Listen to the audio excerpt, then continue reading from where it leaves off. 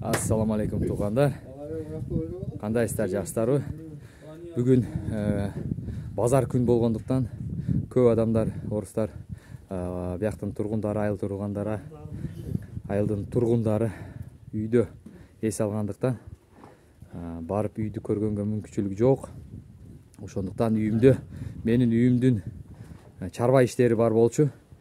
Мына жер бир аз чукур жер болчу. Навестин асты. Мына ынтымакта Кыргызстандан, Россиядан келген кыргыз туугандар жөн жатпай ушул нерсени сунуштадым эле. Көмүп жатабыз, топурак ташып, мына жерде көп топурак бар болчу. Ошону мына жерге ташып бүттүк. Азыр монтип түздөшүп жардам беришип атат. Мага аябай чоң жардамы тийди. Мен буну атам 10 күндөн бери айтып чалып турат. Сен иштерин кылдыңбы? Сен иштерин кылдыңбы деп. Калып кеткен иштерди.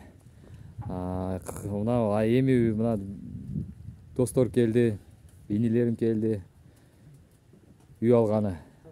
Алардын иши эми наркы неделеде, жаңы аптада башталат.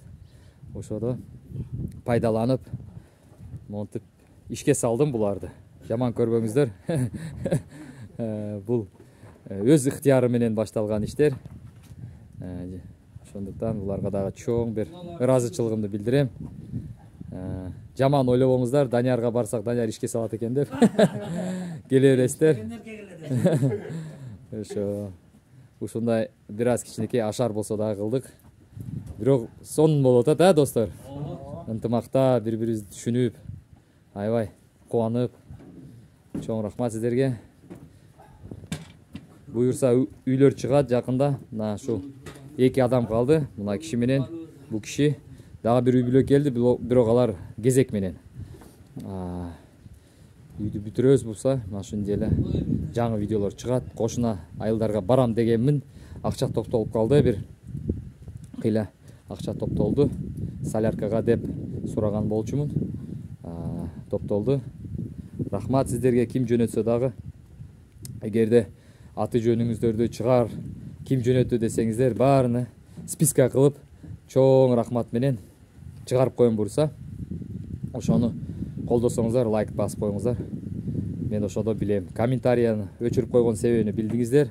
Ар кандай өзүнүн билимине, акылына, деңгээлине жараша жазгандар бар. Ошол жаман сөз жазгандар себеп болуп, комментариялер өчүрүлүп жатат. Келечекте мага зыян тийип калышы мүмкүн. Ошондуктан, достор, комментария өчүк. Сиздерге ийгилик, чоң рахмат.